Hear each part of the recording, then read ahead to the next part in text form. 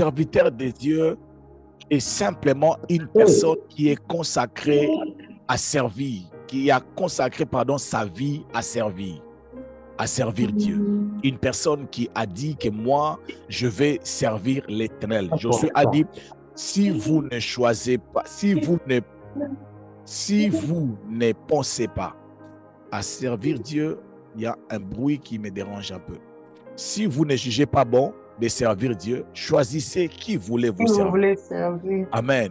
Mais moi et ma maison, nous servirons les Seigneurs. Amen. Servir Dieu, c'est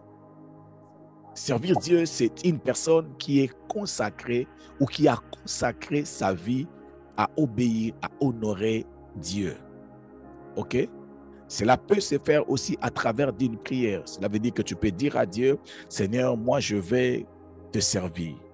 Toute ma vie, je vais donner ma vie à toi pour te servir, pour faire ta volonté, commencer à enseigner les gens, commencer à prêcher la parole, commencer à faire quelque chose pour Dieu. C'est ça en fait servir Dieu. Amen. Servir Dieu, c'est aussi se mettre au service des autres. Être là pour servir les autres. Je suis mal à l'aise quand je vois personne devant mon écran. Je suis vraiment très mal à l'aise. Je ne suis même pas concentré, je vous assure. Amen. Ce n'est pas pour vous flatter.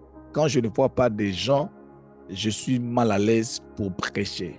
Alors, si tu veux écouter une très belle prédication, bien-aimé, il faut me faciliter la tâche. Amen. Que Dieu vous bénisse abondamment.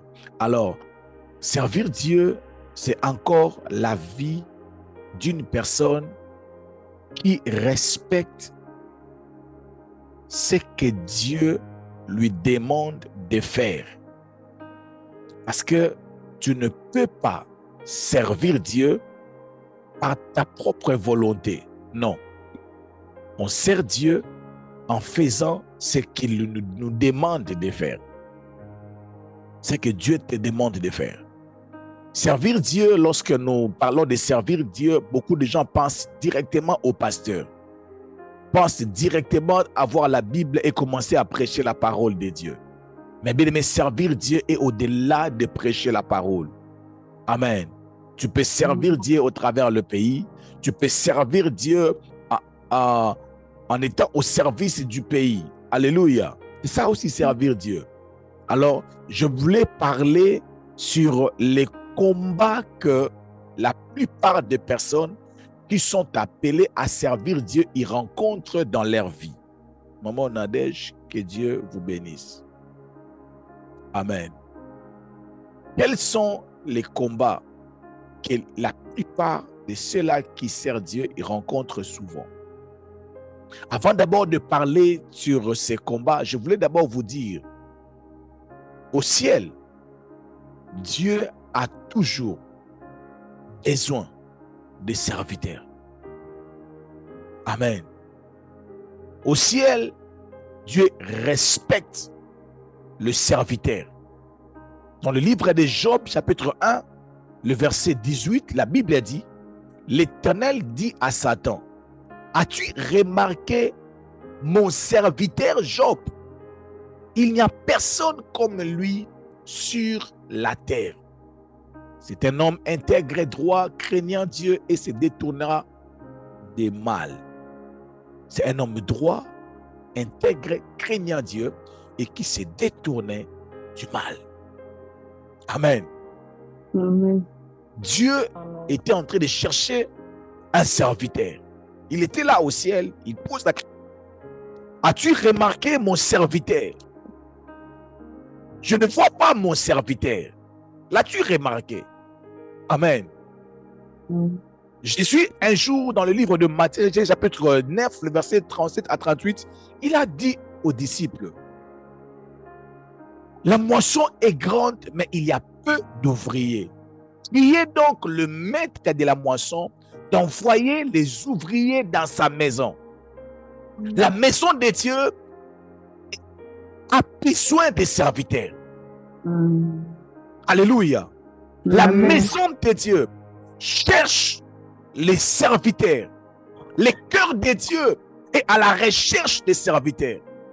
Et toute personne appelée à servir Dieu, il rencontre des combats. Pourquoi?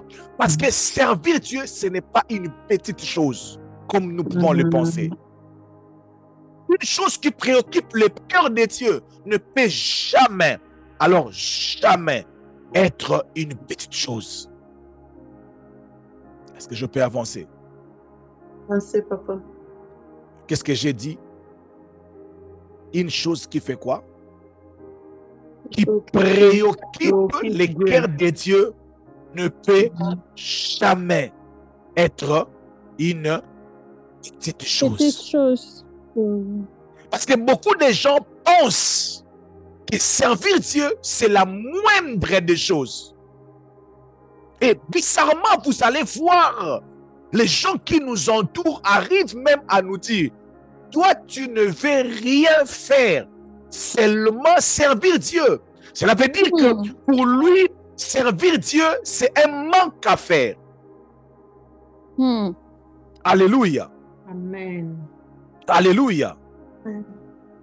Il y a des pays qui ne se développent pas parce qu'ils n'ont pas le main-d'œuvre. Ils n'ont pas de gens pour travailler et ces pays ne développent pas. Alléluia. Et Dieu, sa maison, est à la recherche des serviteurs. Dieu, dans son cœur, il est à la recherche d'un serviteur. Dans le livre d'Ésaïe, chapitre 6, le verset 8, Dieu dit, alléluia, Ésaïe est en train de dire, qui enverrai-je? Qui enverrai-je? Qui marchera pour nous? Oh my God. Est-ce que je peux encore avancer? Avance, amen. Il pose la question en disant, mais qui enverrai-je? Qui marchera pour nous? Donc Dieu est à la recherche de quelqu'un qui peut marcher pour eux. Qui peut faire quelque chose à sa place. Qui peut faire ce que lui-même il peut faire. Et la Bible d'Isaïe dit, mais voici, Seigneur, envoie-moi. Je voulais dire à une personne qui est serviteur ou servante de Dieu, ce que tu fais, c'est un travail très, très, très important. Alléluia. Si pour toi, servir Dieu, c'est un manque à faire, tu es en train de minimiser un besoin qui préoccupe les cœurs de Dieu. Alléluia. Amen. Si Dieu était un homme, je peux même dire que Dieu est triste. Il n'a pas de serviteur. Yes. Yes. Parce qu'il cherche un homme qui marchera pour lui. Alléluia. Il y a même un passage de la Bible où il est écrit, je m'étonne qu'il n'y a personne qui prie. Donc, si tu vois une personne servir Dieu, il dit, mais cette personne est en train de satisfaire le cœur de Dieu.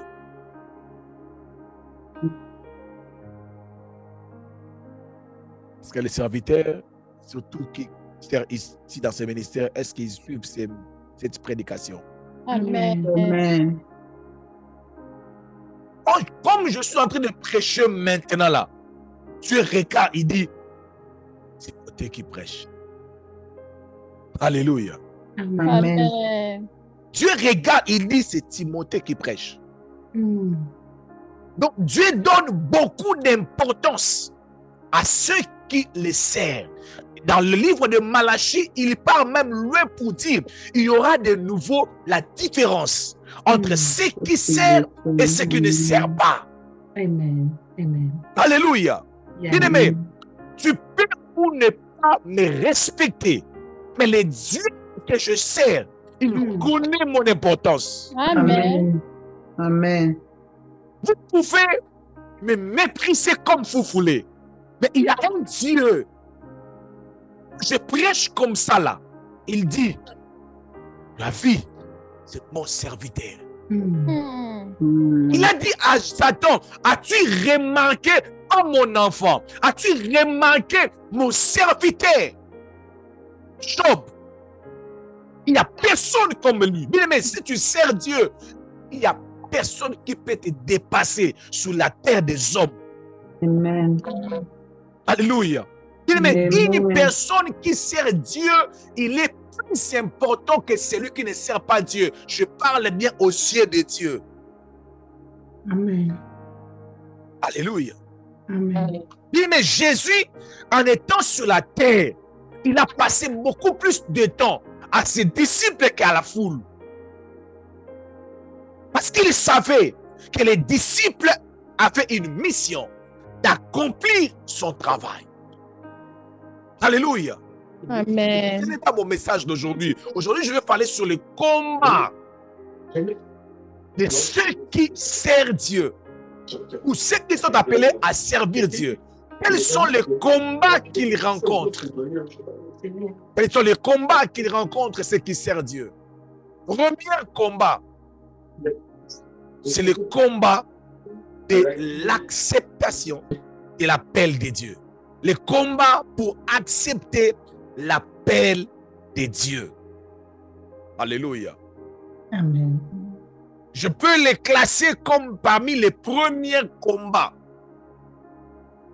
que souvent, nous étant que serviteurs, nous nous luttons à ce niveau-là. Bien-aimés,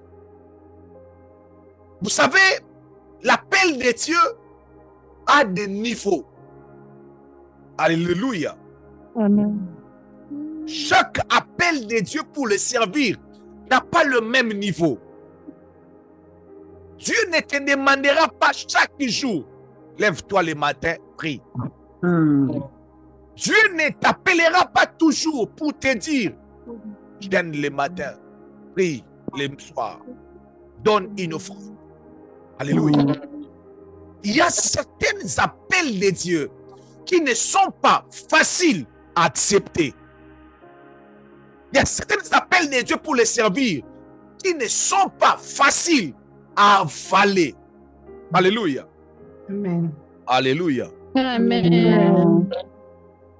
Et lorsque cet appel arrive dans la vie d'une personne, ça peut bouleverser son attendement. Ça peut bouleverser son programme. Ça peut bouleverser ses émotions. Et vous allez voir la personne que Dieu a appelée, il s'arrête un peu, il est un peu bloqué. Il ne sait pas quoi faire. Il ne sait pas s'il doit accepter, s'il ne doit pas accepter. Mais tu ne vas pas comprendre ça si cela n'est pas venu dans ta vie. Bien-aimé, Dieu a dit à son serviteur, j'ai ordonné une femme de te nourrir. Je lui ai donné un travail pour te nourrir. Amen. Mais l'homme de Dieu, regarde, l'homme de Dieu arrive en face de celle qu'on avait donné l'ordre de nourrir l'homme de Dieu. Il lui dit, donne-moi à manger. Il dit à Élie, mais c'est l'appel de Dieu. Hein? Mais il lui dit, je n'ai pas beaucoup. Si je te donne, moi et mon enfant, nous allons mourir. Qui peut accepter la mort au profit d'un homme de Dieu qui ne connaît même pas? Est-ce que je peux avancer? Avance, papa. Mais qui ici parmi nous, intellectuel qu'il est, même spirituel qu'il est, il peut accepter. Il peut accepter la mort de son enfant, sa propre mort pour l'intérêt d'un homme de Dieu. Il ne connaît même pas. Mais cette dame, nous ne la voyons pas comme servante de Dieu. Elle est une servante de Dieu. Pourquoi? Parce que Dieu lui avait donné une mission. Dieu lui avait donné un ordre en lui disant, tu dois nourrir mon serviteur. Mais ce que Dieu était en train de demander à cette femme, coûtait la vie de son enfant et sa propre vie. C'est le premier combat. ton premier combat, ce n'est pas d'abord les démons de ta vie. Ce n'est pas d'abord la sorcellerie. C'est d'abord l'appel de Dieu. Amen. Dieu te demande de faire. Amen. Il y a des choses que Dieu peut te demander de faire. Tu ne sens pas le poids. Et tu le fais calmement. Pendant que j'étais en train de méditer sur ces passages, je sais que papa Cédric et son équipe de rouleaux ne vont pas me contredire. Abraham et son père, Maman Cathy, ils étaient en route pour aller où? Cana. Cana. Donc Abraham et son père étaient déjà des pigeons. Ouais,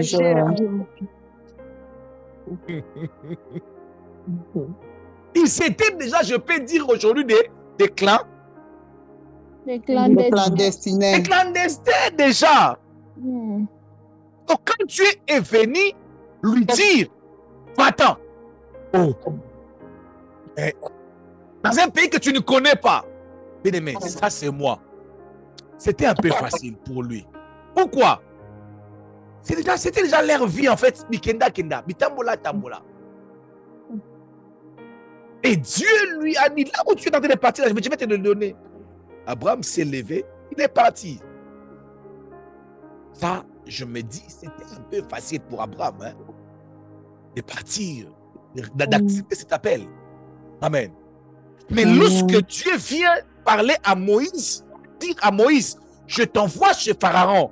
Non, Moïse, il réfléchit sur la manière dont il est sorti d'abord. S'il s'était voilé, s'il avait menti, je ne sais pas comment Moïse a fui l'Égypte. Maintenant, tu viens m'appeler pour me dire, je veux que tu puisses rentrer où tu as fui. Bien-aimé, Moïse ne pouvait pas accepter si facilement. Alléluia. Amen. Moïse ne pouvait que faire attendre à Dieu que Dieu puisse mettre un peu de choses au clair. Yes. Alléluia. Amen. Et ce n'est pas aussi un péché. Ça fait partie des combats de l'appel. Amen. Ça fait partie des lits en fait. Parce que là, il y aura ta chair qui va te réclamer certaines choses. Il y aura l'entourage qui va te réclamer certaines choses. Et en même temps, Dieu aussi sera aussi en train de te demander certaines choses que tu devais faire pour lui. Je voulais parler à une personne.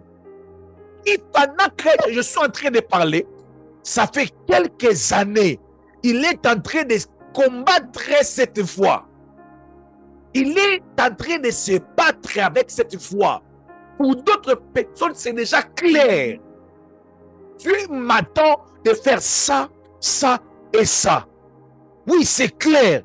Mais me mettre en pratique, ce n'est pas facile. Mais ne dis pas que Moïse n'avait pas la foi en discutant avec Dieu sur son appel. Est-ce que Moïse vraiment n'avait pas la foi? C'est un manque de foi, c'est un manque de foi. Est-ce que Moïse n'avait pas la foi? Il avait la foi. Il avait la foi. Alors, bien aimé dans le Seigneur, je voulais dire à une personne, il y aura des moments où Dieu va t'apparaître, te demander de faire certaines choses pour lui. Ça ne sera pas facile. Amen. Ça sera un combat sérieux. Et à chaque victoire d'un combat, le Seigneur Dieu nous donne de la victoire. Amen. Oh my God. Amen. Oh my God. Je prie que le Seigneur Dieu te donne de la victoire. Amen. Amen. Amen. Ce que vous devez savoir, quelques vérités que vous devez savoir dans ce combat d'accepter l'appel de Dieu. Un, premier niveau de ce combat, c'est la reconnaissance de la voix de Dieu qui appelle. La reconnaissance de la voix de celui qui appelle. Mais des fois, Dieu te parle, tu questionnes plusieurs fois la voix. Seigneur, est-ce que c'est vraiment toi ou ce n'est pas toi? Alléluia. Est-ce que c'est vraiment Dieu qui m'a parlé ou ce n'est pas Dieu qui m'a parlé? Mais cette dame, je suis sûr que Dieu lui avait prévenu, que Dieu lui avait parlé, mais elle n'avait pas compris la voix qui était en train de lui dire, tu dois nourrir mon serviteur. Elle ne savait pas que Dieu était en train de lui demander de le servir. Mais elle pensait peut-être que c'était un serviteur de Dieu courageux qui demandait simplement de la nourriture. Alléluia. Amen. Bien-aimés dans le Seigneur, pendant que nous sommes en train de préparer ce programme de 9 août, j'avais dit, je ne veux pas encore demander de l'argent, mais nous allons prier. Pendant que nous serons en train de prier, Dieu va déposer dans le cœur de certaines personnes des montants exacts de ce qu'ils seront en train de faire. Amen. Amen.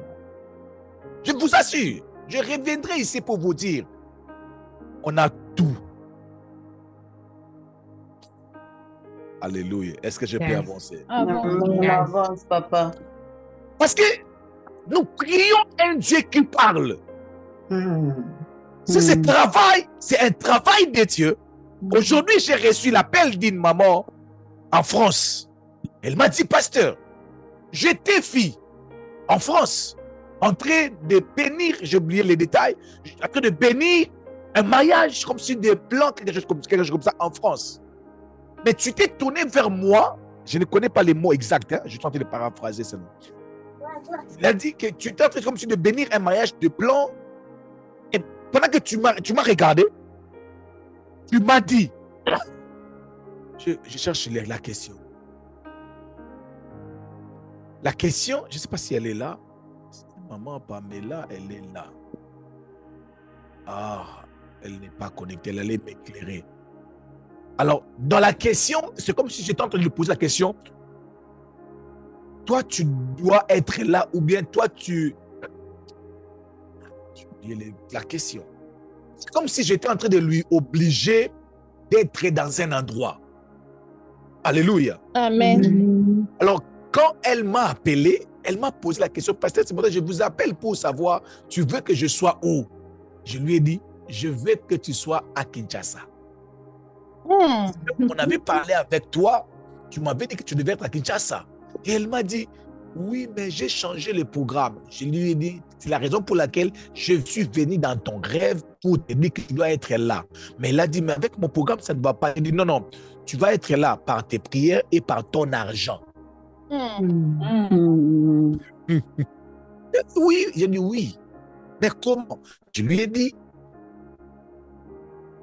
si par exemple, alors, ces instruments dans la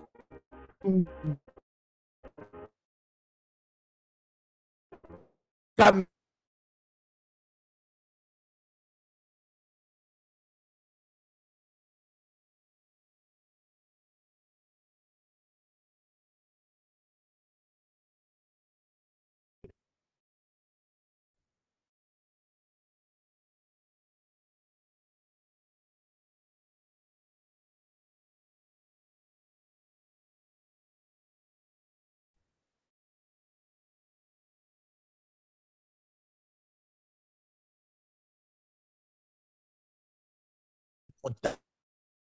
qu'Emmanuel doit faire.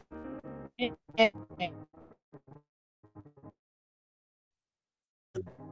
toi,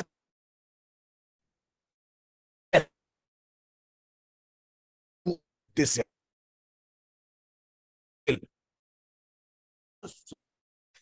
vainqueur au nom de Jésus. Non, déjà. Que tu sois le vainqueur. Nazareth. Il a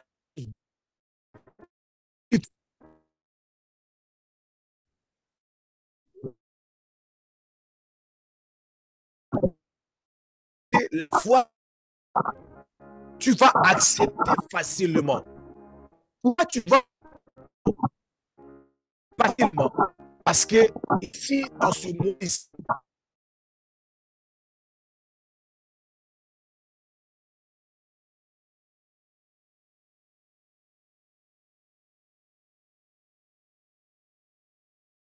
au niveau de ce combat de l'appel de Dieu, c'est l'abandon de ses propres intérêts.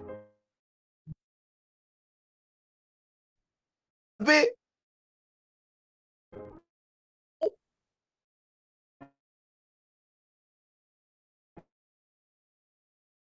un niveau de vie, c'est bas. Alléluia. Il y a des gens qui ne dorment pas. Il y a des gens qui consacrent toute leur jeunesse à lui.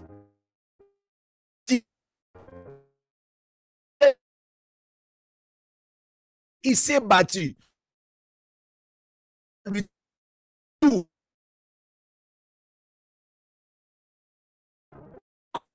Si je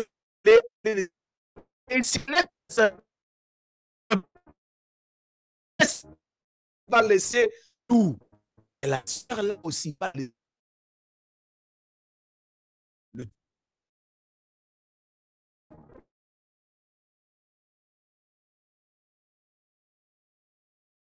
Dieu. Lorsque tu te rends compte qu'il faut abandonner certains intérêts, abandonner ta maison, abandonner le poste. Si j'ai le temps, je vous parlerai de Papa Olangi, qui était cadre dans le SNEL, si je ne me trompe pas, mais qui devait abandonner cela. Cadre dans le SNEL. 4e personne, si c'est 2e ou 3e, il était collègue avec le papa de notre maman Karel. Alléluia. Il était cadre. Et il devait laisser ça pour servir Dieu. Vous pensez qu'une telle personne, il se réveillerait un matin comme ça seulement, il commence seulement, il laisse tout. Ce sera un combat. Et dans ce combat, tu seras le vainqueur au nom de Jésus. Amen. Dans ce combat, je répète, tu seras le vainqueur au nom de Jésus. Amen. Amen. Il y a des choses qu'on s'est battu pour l'avoir. Mais une personne comme Anne, heureusement que lui-même, il avait eu l'initiative de donner à Dieu. Dieu ne pouvait qu'apprécier le geste que Abraham avait fait, accepter de donner son enfant. Il dit, mais laisse-moi réfléchir, parce que j'aime un peu beaucoup réfléchir, ok? Je suis en train d'imaginer seulement.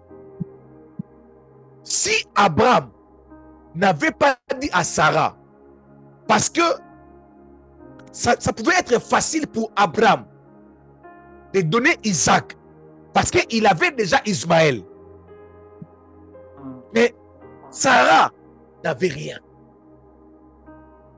Sarah n'avait pas un enfant. Amen. Mais Abraham avait quand même Ismaël. Il pouvait un peu avoir le courage de prendre ton unique, dit la Bible, et de donner. Il regarde Sarah. Elle n'a personne. Parce qu'en vrai dire, si Isaac meurt, Abraham aura toujours un enfant, Ismaël. Mais Sarah n'aura personne, n'aura pas un enfant. Abraham avait géré ça sagement. Alors quand Dieu a vu cela, un enfant que tu as cherché avec douleur, tu as cherché. Dieu ne pouvait qu'apprécier cela. Mais vous savez, il y a des gens, quand Dieu les voit en train de servir, Dieu a des larmes aux yeux. C'est le terme que je peux employer. Excusez-moi si c'est dur pour vous. Ou non, Dieu ne pleure pas. Ne m'amène pas dans les débats, s'il vous plaît. Trouvez-moi un verset où Dieu plaira. Laissez-moi d'abord utiliser des termes simples pour que les gens puissent me comprendre. Il y a des personnes, quand ils servent Dieu, tu regardes, non, non, non, non, il est différent. Il est différent. Il est différent. Il est différent. Oh my God. Parce que ils ont sacrifié certaines choses. Un jour, les disciples ont posé la question à Jésus, nous avons tout laissé pour te suivre. On a laissé nos familles, nos maisons, nos entreprises. Jésus a regardé, il a dit, vous avez certainement raison. Vous aurez au centuple. Yes. Vous, non, non, non, non, non. Vous aurez au centuple. Amen. On n'a pas tous laissé les mêmes choses. L'appel de Dieu sur chacun de nous coûte de manière différente. Je ne sais pas si je l'ai bien dit. Je vais encore répéter. Chacun de nous, l'appel de Dieu dans sa vie est coûté de manière personnelle. Yes. Les coûts que moi je paye, que servir Dieu me coûte, ça ne peut ou ne pas être le prix que toi tu payes. D'autres, ils payent beaucoup, je vous assure. Mais d'autres, ils payent beaucoup. Le pasteur Timothée, il a l'âge qu'il a. Il a quand même quelques terrains. Amen. À l'âge qu'il a. Il sert Dieu, il a quand même quelques terrains. Mais il y a d'autres hommes de Dieu, ils n'ont pas de terrain. Ils ont préféré prendre l'argent de ces terrains-là, acheter d'abord l'argent, les parcelles pour le ministère. Est-ce que pasteur Timothée peut se comparer à eux? Non. Come on. Come En Swahili, on dit ça. Garde la bouche fermée. C'est que ça m'a coûté servir Dieu. Les prix que j'ai payés pour servir, pour accepter l'appel de Dieu, on n'a pas tous payé le même prix.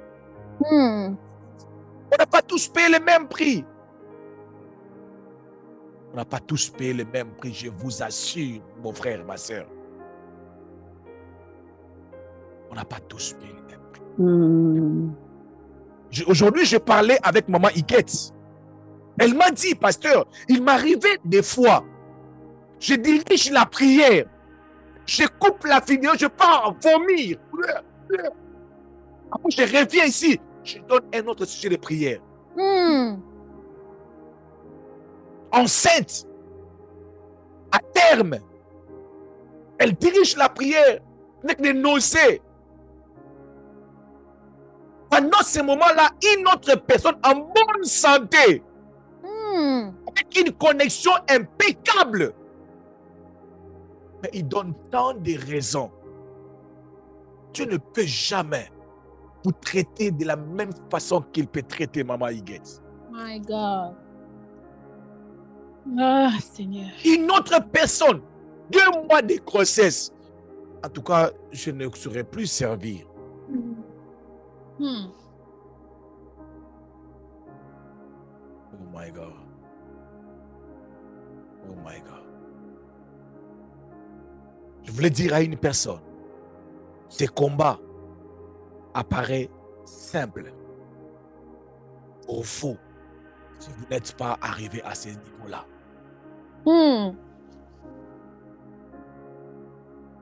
J'ai besoin de donner un de mes témoignages, mais je ne dirai pas ça. Et ça pèse tellement. Ça pèse tellement. Si j'ai le temps, je vous parlerai de certaines personnes. Je vous parle de pasteur Timothée. Je vous ai dit ici en ces lieux. Ma femme, écoute, la sœur Odia, elle est là, avec moi ici à la maison. Chaque nuit, je ne dors pas plus de 5 heures du temps.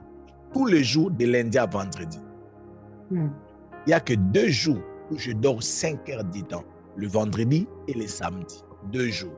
Les autres jours, je monte au lit à 2h, 2h30, tu prends le sommeil. 4 heures juste, tu te réveilles, tu pars au travail. Dieu vous bénisse, papa. C'est ce qui m'a ce qui m'a coûté, pardon, jusqu'aujourd'hui, je continue à payer ces prix de l'appel de Dieu. My God. Je n'ai pas donné ce témoignage pour vous montrer que je suis le top, non. Il y a d'autres appels, d'autres niveaux d'appel de Dieu que jusqu'aujourd'hui, je continue à me battre avec ça. Ces combats-là, je continue à me battre. Mais parce que ces combats-là, ce n'est pas facile. L'apôtre Paul a dit, j'ai combattu le bon combat. C'est un combat. Accepter l'appel de Dieu. Accepter ce que Dieu te demande de faire. J'ai demandé ici en ces lieux une retraite de 60 jours qui apparaît simple. Qui apparaît simple et facile. Si je pose la question, qui ont respecté? Hier, moi, je n'ai pas pu. J'avais tellement sommeil. Je devais prier à 23 heures. J'avais tellement de courses à faire. Je me suis dit 20 heures, que je puisse entendre vraiment 22 heures. Je me suis retrouvé comme ça, c'était déjà minuit, l'heure de la prière. Un programme simple. Tu fais simplement ton programme. Tu fais à 8 heures, à 8 heures. Mais malgré ça, on n'arrive pas. On n'arrive pas. L'appel de Dieu est coûteux, mon frère. C'est coûteux. C'est coûteux. C'est coûteux, mon frère. Et pour accepter cela, il faut être un champion. Est-ce qu'on peut acclamer le Seigneur pour le champion ici en ces lieux? Amen. Amen. Amen. Amen. Amen. Amen. Amen. Le dernier point que je vais développer demain. Deuxième combat que ceux qui servent Dieu rencontrent souvent. Les combats pour perfectionner son appel. Les combats pour rendre meilleur ton appel. Ah, ça, c'est pas facile. J'imagine les premiers jours que maman Aimée avait commencé à diriger les prières. Oh mon Dieu. Même son téléphone était à 2 pas de tomber. Parce que la manière dont elle tremblait, le téléphone aussi tremblait. Nous tous aussi, on tremblait. On tremblait aussi. On se disait, mais qu'est-ce qui se passe? Elle dirigeait la prière comme si on l'a dit, oh, mais ne bouge pas. Si tu ne diriges pas, on va te tuer sur place. Elle parlait, elle tremblait. Ses pieds tremblaient, elle transpirait partout.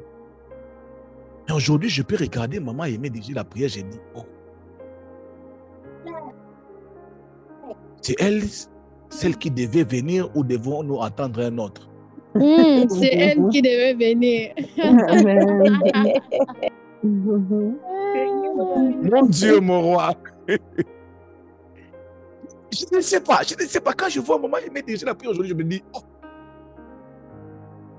Un jour, je vais chercher ces vidéos, je vais mettre ça.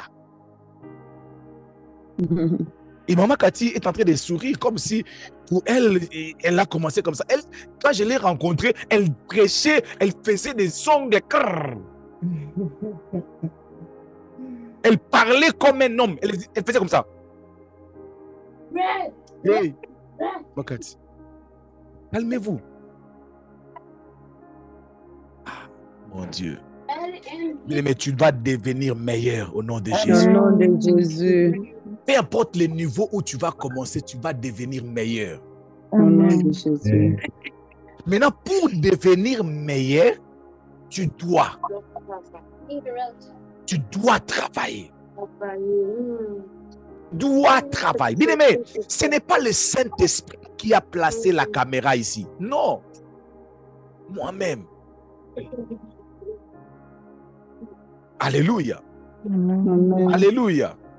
Amen. Bien aimé, ce programme de 9 août, à partir de l'aéroport, l'accueil que les gens vont recevoir, la qualité de service. Oh mon Dieu, mon roi. Je voulais dire comme c'est écrit dans la Bible, vous saurez qu'il y a un Dieu dans le ministère prière et famille. Amen. Nous allons perfectionner. On va faire mieux que l'année passée. Amen. C'est un combat, mais nous allons Yes. rapporter la victoire. Yes, maman Cathy. Yes. Je répète, c'est un combat, mais nous allons rapporter la victoire. J'ai aimé une chose que le pasteur Jean-Lucille a dit, pasteur Timothée, laisse l'équipe qui avait travaillé. Parce que moi, je voulais chasser Papa Merdi, chasser Maman Sarah, chasser qui Jemima. Je voulais le mettre dehors. Mais le pasteur Jean-Lucille, il m'a dit, pasteur Timothée, à 2 jours de l'événement, on a changé la salle. La salle était remplie. Vous voulez changer une telle équipe. J'ai dit, oh, vous avez raison, pasteur. Il a dit, mais ça, c'était merveilleux parce que même moi, je ne sais pas par quel miracle ils ont pu remplir cette salle-là à 2 jours. My Wow. God. Good job, Tim. Que Dieu vous bénisse, Papa Merdi. Yes. Que Dieu vous bénisse, Maman. Amen. Amen. Jemima. Amen. Ah, les noms me manquent. Maman Sarah, Maman Cathy n'était pas là, je ne parle pas d'elle. Qui encore? Maman Love, Maman Love, Maman Marie-Paul. Marie-Paul, ils avaient travaillé. Yes. Mais l'année prochaine, l'année ici, pardon, ça va être grave. À partir de là, Amen. tous ceux qui vont voyager, je ne veux pas voir les membres de vos familles. Un membre de ta famille va te voir, tu vas être escorté directement, on te prend, on te met dans une voiture blindée, ta famille derrière. Tu es venu en mission de service. Après les 10, je peux vous libérer maintenant. Amen. Oh. Amen. Non, je devais aller vers une tente. Attends les 10. Amen. Nous sommes partis en mission, je vous assure. Amen. Nous descendons à Kinshasa pour faire la mission. C'est pour la mission. Amen. De l'aéroport jusqu'à ce qu'on va retirer nos uniques. Ok, vous êtes maintenant libre. Si les banques les font, les entreprises les font, vous pensez que le ministère prière famille c'est petit? Où il y a Dieu dedans? Où il y a Dieu dedans? Où il y a Dieu dedans? La perfection, c'est notre responsabilité, c'est notre combat. C'est écouter, pasteur Timothée, oui, on va devenir meilleur. Dis après moi, je deviendrai meilleur avec Je Dieu. deviendrai meilleur. Je deviendrai meilleur avec Dieu. Je prie dans le nom puissant de Jésus-Christ. Oh, come on, come on. Peu importe là où tu commenceras avec Dieu, tu deviendras meilleur. Au nom de Jésus. Jésus, au nom de Jésus. Peu importe les erreurs que tu commettras en servant Dieu, Olive Mas, tu deviendras meilleur au nom de My Jésus. God, au nom de Jésus. Amen. Oh my God. Au nom de Jésus. Peu importe là où Dieu commencera avec vous, tu deviendras meilleur au nom puissant de Jésus-Christ de Nazareth. Amen. Tu démontreras au monde entier que tu as un Dieu puissant, que tu as un Dieu fort, tu as un Dieu qui a tout et qui fait tout. Dans le nom puissant de Jésus-Christ Au de nom Nazareth. de Jésus. My God. C'est fini cette saison de servir Dieu avec négligence. C'est fini cette saison-là de travailler les choses de Dieu comme si Dieu a déjà vieilli. Il a déjà oublié son travail. Nous n'allons pas oublier qu'il a dit, je serai avec vous. Yes. Que vous prêchez comme une personne qui est avec Dieu. Amen. Il ne m'a pas laissé, il ne m'a pas abandonné. Il est avec moi. Yes. Il est avec moi. Je déclare dans le nom puissant de Jésus-Christ de Nazareth, dans ce combat de l'appel de Dieu, tu ne mourras pas sans Au savoir nom de ce que Jésus. Dieu te demande de faire. Amen. Amen. Tu vas vaincre ces combats au nom de Jésus. Au nom de Amen. Donc, ouvre les micros, dis au nom de Jésus. Au nom de Jésus, Koya Baba Baka Yumbo Sente, Baba Baba Baka Yumbo Le Sente. Saint-Esprit de Koya Dieu Baba sera Baka là Yumbo pour t'aider au nom de Jésus. Quel que soit le combat qui arrivera sur Que le Saint-Esprit de Dieu t'aide. C'est l'appel de Dieu. Dans le nom puissant de Jésus-Christ de Nazareth, pour nos foi. Prions le Seigneur. Prions le Seigneur. Dis à Dieu, aide-moi. Dans ces combats, aide-moi dans ces combats. Éternel Dieu des armées, Papa, aide-moi, Seigneur, dans ce combat. Aide-moi dans ces combats, Father, à être le meilleur dans les noms de